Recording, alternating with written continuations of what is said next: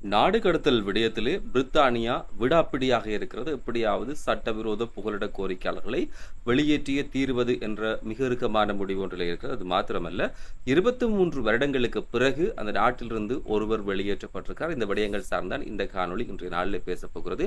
இப்ப இந்த காணொலிக்கு வந்திருக்கக்கூடிய ஆக்கள் மறக்காம சேனலை சப்ஸ்கிரைப் செய்து வைங்க. அருகில் இருக்கக்கூடிய பெல் ஐக்கனை கிளிக் செய்யுங்க. தேவைப்படக்கூடிய ஆக்களுக்கு இந்த காணொலியை பகிர்ந்து வைங்க. காணொலி தொடர்பில் கீழே வந்து கருத்துக்களை பதிவிடக்கூடியதாக இருக்கும். பிரித்தானியாவை பொறுத்தவரையில் வந்து கடந்த 2 நாட்களுக்கு முன்பாக இன்னும் ஒரு காணொலியை கொண்டு வந்தோம். குறிப்பாக சில நடவடிக்கை அவர்கள் முன்னெடுத்துக்கிறார்கள்.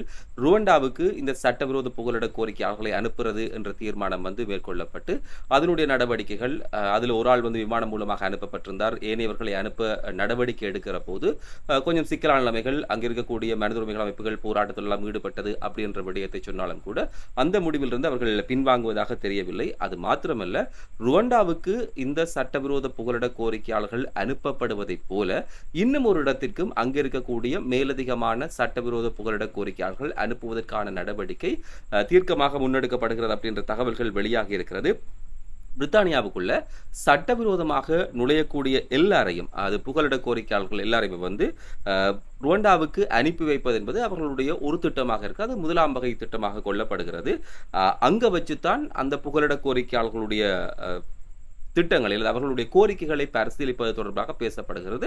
இது ருவண்டா தொடர்பாக அந்த நாடு எடுத்துக்கூடிய விஷயம். அப்படி புகலிட கோரிக்கை ஏற்றுக்கொள்ளப்படுவோர் வந்து ருவண்டாவில் தொடர்ந்தும் வாழ்றதுக்கு அனுமதிக்கப்படுவார்கள். அவர்கள் திருப்பி பிரித்தானியாவுக்கு வருவதற்கான வாய்ப்பு இருக்கா இல்லை என்பது தொடர்பில் தெளிவான நிலைமை இல்லாட்டி கூட இப்போ சொல்லப்பட்டிருக்கக்கூடிய விஷயம் தொடர்ந்து ருவண்டாவில் இருக்கலாம், ஆனால் பிரித்தானியாவுக்குள்ள வர முடியாது அப்படின்ற மாதிரி சொல்லப்பட்டிருக்கிறது. அவர்கள் அது இந்த கோரிக்கை ஏற்றுக்கொள்ளப்பட்டாலும் கூட இப்போது இருக்கக்கூடிய முடிவுகளுடைய அடிப்படையில் பிரித்தானியாவுக்குள் வர முடியாது அப்படின்னு சொல்லப்பட்டிருக்கிறது. அப்படி நிராகரிக்கப்படக்கூடிய ருவண்டாவை போல இன்னும் ஒரு வேறு சில நாடுகளில் அவர்களுடைய நாடுகளுக்கு அனுப்பப்படுவதற்கான வாய்ப்பு இருப்பதாக சொல்லப்படுகிறது.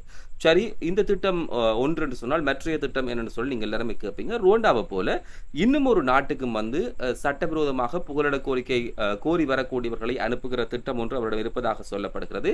இந்த தகவல்கள் சில ஊடகங்களிலே கசிந்ததனுடைய அடிப்படையில் இப்போது பரபரப்பாக பல்வேறுபட்ட தளங்களிலே பேசப்படுகிறது. இந்த சட்டவிரோத புகலிட கோரிக்கையாளர்கள் அனுப்பப்படக்கூடிய இன்னும் ஒரு நாடாக ஈராக் இப்போதைக்கு மாற்றம் பெற்றிருக்கிறது. ஈராக்கும் அந்த பட்டியலுக்குள்ளே வந்திருக்கிறது. அனுப்பப்படக்கூடிய நாடுகளில் பிரித்தானியாவுக்கும் ஈராக்குக்கும் இடையிலான இந்த புகலிட கோரிக்கையாளர்களுடைய பரிமாற்றம், அவர்களை திருப்பி அனுப்பக்கூடிய திட்டம் ஒன்று வந்து இப்போதைக்கு பேசப்பட்டு கொண்டிருக்கிறது. அதிகரித்திருக்கக்கூடிய அளவில் அந்த அடிப்படையில் வந்து பிரித்தானியாவுக்குள்ள நுழையக்கூடிய எந்த ஒரு சட்டவிரோத புகலிட கோரிக்கையாளர்களும் வந்து ருவண்டாவுக்கு அனுப்பப்படலாம். ஆனால் வந்து ஈரானுக்கோ ஈராக் அந்த நாடுகளுக்கு வந்து அனுப்பப்படக்கூடியவர்கள் அந்தந்த நாட்டு இந்த 2 நாட்டை ஈரானும் ஈராக்கை சேர்ந்தக்கூடியவர்கள் வந்து அந்த நாடுகளுக்கு அனுப்பப்படுவார்கள் அப்படின்ற விடயம் இப்போதைக்கு சொல்லப்பட்டிருக்கிறது. அப்படி இருக்கைகள் தான் மிக முக்கியமாக ஆரம்பத்தில் நான் சொல்லியிருந்த ஒரு விஷயம், அங்கு இருக்கக்கூடிய ஒருவர் மிக நீண்ட காலமாக புகலிட கோரிக்கை தொடர்பில் வந்து போராட்டம் ஒன்றை மேற்கொண்டு வந்திருக்கக்கூடிய ஒருவர் நாட்டை விட்டு அகற்றப்பட்டிருக்கிறார். அவர் மீள அந்த நாட்டுக்குள்ளே வர முடியாத அளவுக்கு இந்த சம்பவம் செய்யப்பட்டிருக்கிறது. என்ன பிரச்சனை அப்படின்னு சொல்லி தேடி பார்த்தா நிறைய பேர் இந்த கருத்துக்களை சொல்லுவோம். இல்லை அங்கே இருந்து அவர்கள் ஒரு ஆள் வெளியேற்றப்படினோம்னு சொன்னால் காரணம் இல்லாமல் அது நடக்காது. சட்டவிரோதமான குற்றச்செயல்கள், ஏனைய பாரதூரமான விஷயங்கள், வன்முறைகளில் ஈடுபடுவது, இது கூட அந்த நாட்டை விட்டு வெளியேற்றப்படுவதற்கு பிரதான காரணமாக இருக்கலாம். பிரித்தானியாவில் வந்து பல்வேறு குற்றச்செயல்களோடு தொடர்பு இருக்கக்கூடிய ஒருவர் புகலிட கோரிக்கையாளராக இருந்திருக்கிறார். அவருடைய கோரிக்கைகள் நிராகரிக்கப்பட்டு அவருடைய நாட்டுக்கு அனுப்பப்பட்டிருக்கிறார். இந்த நபரை பொறுத்தவரை வந்து 2000 ஆண்டுல இருந்து பிரித்தானியாவில் அரசியல் தஞ்சம் கோரி வருகிறார். அவருடைய புகலிட கோரிக்கை எத்தனை தடவை அவர் முயற்சிக்க தெரியுமா? 6 தடவைகள் அவர் இந்த முயற்சியை மேற்கொண்டிருக்கிறார். 6 தடவையிலுமே அவருடைய கோரிக்கைகள் எதுவுமே ஏற்றுக்கொள்ளப்படாமல் நிராகரிக்கப்பட்டிருக்கிறது என்பது முக்கியமான விஷயமாக இருக்கிறது. கடைசியா இப்ப அந்த நபர், நான் முன்பாக குறிப்பிட்ட இன்னொரு திட்டம் வைக்கிறேன்னு சொல்லி ஈரானுக்கே வந்து அவர் திருப்பி அனுப்பப்பட்டிருக்கிறார். 23 ஆண்டுகள் அவர் பிரித்தானியாவில் இந்த கோரிக்கை தொடர்பில் பரிசீலனை செய்யக்கூடிய அந்த காலகட்டத்தில் வந்து 3 தடவை சிறை தண்டனையை அவர் அனுபவித்திருக்கிறார் என்பது இன்னும் ஒரு முக்கியமான தகவலாக சொல்லப்பட்டிருக்கிறது. அது மாத்திரமல்ல, பிரித்தானியாவில் வச்சு ஒரு திருமணமும் அவர் செய்திருக்கிறார். பிரித்தானியாவில் அந்த திருமணம் மூலமாக அவருக்கு 3 குழந்தைகள் இருக்கிறது. இருந்தாலும் கூட பிள்ளைகள் அங்கே, மனைவி அங்கே இருந்தாலும் கூட அவரால் மீள பிரித்தானியாவுக்குள் வர முடியாத அளவுக்கு அவர் நாட்டை விட்டு வெளியே அனுப்பப்பட்டிருக்கிறார். நீதிமன்றம் இந்த தீர்ப்பை மிக இறுக்கமாக அவருக்கு எதிராக கொடுத்திருக்கிறது. இன்னும் சில காலம் அவர் பிரித்தானியாவில் தங்க நேர்ந்திருந்தார். ருவண்டாவுக்கு அனுப்பி வைக்கக்கூடிய அந்த பட்டியலில் இருந்திருப்பார். ஆனா இப்ப நீதிமன்ற தீர்ப்பு வந்து அவரை அவற்றை நாட்டுக்கே அனுப்பியிருக்கின்றான்னு சொல்லக்கூடியதாக இருக்கும். என்ன சம்பவம் செய்தார்னு சொல்லி பார்த்தா, உள்விகார அமைச்சகத்தினுடைய அலுவலர்கள் அவரோட அந்த அதிகாரிகளோடு அவர் வந்து பேச மறுத்திருக்கிறார். இதனால வந்து அவர் கொடுத்திருக்கக்கூடிய விண்ணப்பம் முதலாக அவர் வந்து கொடுத்திருக்கக்கூடிய விண்ணப்பம் என்பது நிராகரிக்கப்பட்டிருக்கிறது. அதுக்கு பிறகு அவர் மேன்முறையீடு செய்திருக்கிறார். அந்த மேன்முறையீடு வந்து 8 மாதம் தங்கியிருக்கும் அளவுக்கு வந்து அதன் மூலமாக 2வது தடவை அந்த மேன்முறையீடு மூலமாக அந்த 8 மாதம் தங்கியிருக்கலாம் அப்படி என்ற ஒரு அவகாசத்தை அவர் பெற்றாலும் கூட 2002ஆம் ஆண்டு ஜனவரி 2வது கோரிக்கையும் வந்து அவர்கிட்ட நிராகரிக்கப்படுகிறது. அப்போ அவர் வந்து அதிகாரிகள் முன்பு ஆஜராகல, அதிகாரிகள் கூப்பிட்டு அதை கதைக்க போகல, அந்த விஷயத்தை தன் சார்ந்திருக்கக்கூடிய விடயங்களை தெளிவுபடுத்த போகல என்ற காரணத்துக்காக வந்து நிராகரிக்கப்படுது. அதுக்கு பிறகு நவம்பர் மாதம் 2005 வரையில வந்து அங்கே தங்குவதற்கான அனுமதி ஒன்று தற்காலிகமாக கொடுக்கப்படுகிறது. அதுக்கு பிறகுதான் அவருக்கு வந்து மிக கஷ்டமான காலம் ஒன்றில் அவருடைய செயற்பாடு காரணமாகவே அவர் இந்த சிக்கல்ல மாட்டிக்கொள்றார். பாலியல் துஷ்பிரயோக வழக்கு ஒன்று அவர் மீது ஏற்படுத்தப்படுகிறது. அந்த வழக்கில் வந்து குற்றவாளி என்று சொல்லி அவர் அப்போதைக்கு நிரூபிக்கப்படுகிறார். அதனால வந்து 6 மாத சிறை தண்டனை அவருக்கு வழங்கப்படுகிறது. 2009ஆம் ஆண்டை பொறுத்தவரை வந்து அதுக்கு பிறகு அவர் இருக்கிறார். அந்த ஆண்டில வந்து போதைப்பொருள் வழக்கு குற்றச்சாட்டோடு தொடர்பில் வந்து கைது செய்யப்படுகிறார்.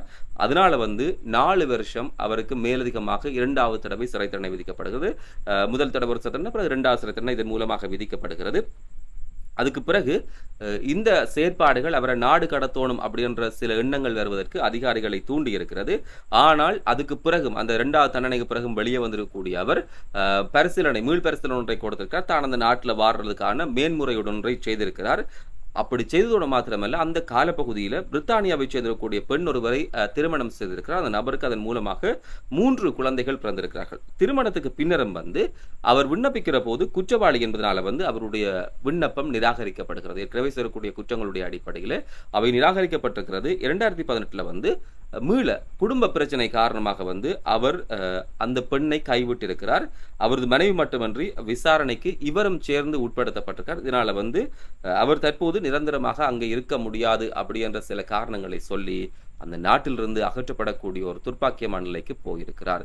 இப்படியான சட்டவிரோதமான செயற்பாடுகளை செய்பவர்களை தொடர்ந்து நாட்டுக்குள்ள வச்சிருக்க முடியாது. நாட்டை சரியான முறையில் நடத்துவதற்கும் அல்லது இப்படி வரக்கூடிய சட்டவிரோத புகலிட கோரிக்கையாளர்களை கட்டுப்படுத்துவதற்கு இப்படி சில உதாரணங்களை காட்ட வேண்டிய தேவை அரசுக்கு இருந்திருக்கிறது. அதனுடைய அடிப்படையில் இந்த நடவடிக்கை எடுக்கப்பட்டிருக்கிறது. ஆகவே இப்படியான விடயங்களில் புகலிட கோரிக்கை கோரக்கூடியவர்கள், அந்த விண்ணப்பங்களை சமர்ப்பித்திருக்கக்கூடியவர்கள் ஈடுபடாமல் இருந்தால் ஓரளவுக்கு தப்பிப்பிழைத்துக் கொள்வதற்கான வாய்ப்பு இருக்கும் என்கிற அடிப்படையில் சில தகவல்கள் பல இடங்களிலே பகிரப்பட்டிருந்தது முக்கியமான விடயமாக இருக்கிறது.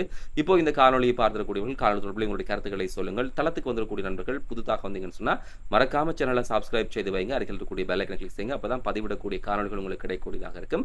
தேவைப்படக்கூடிய ஆட்களுக்கு இந்த காணொலியை பகிர்ந்து வைங்க. இன்னும் ஒரு காணொலியை சந்திக்கலாம். அதுக்கு முதல் வந்து இன்று நாள் மகிழ்ச்சிகரமான விஷயம், ஸ்ரீலங்காவில் அதில் குறிப்பாக யாழ்ப்பாணத்தை பூர்வமாக கொண்டிருக்கக்கூடிய வியாஸ்காந்த் IPL போட்டிகள் மிக பரபரப்பாக இடம்பெற்றுக் கொண்டிருக்கிறது. தன்னுடைய IPL முதலாவது போட்டியிலே மிக சிறப்பாக அவர் பங்கு பெற்று தன்னுடைய பந்து வீச்சையும் வெளிப்படுத்திக் கொண்டிருக்கிறார் என்பது மகிழ்ச்சிகரமான விஷயமாக இருக்கிறது. இதற்கு ஒரு காணொலி முடிந்தால் இந்த போட்டி நிறைவடையக்கூடிய அந்த நேரத்தில் கொண்டு வரக்கூடியதாக இருக்கும். இன்னும் ஒரு காணொலியில் சந்திக்கலாம். அதுவரை விடைபெறுகிறேன். வணக்கம்.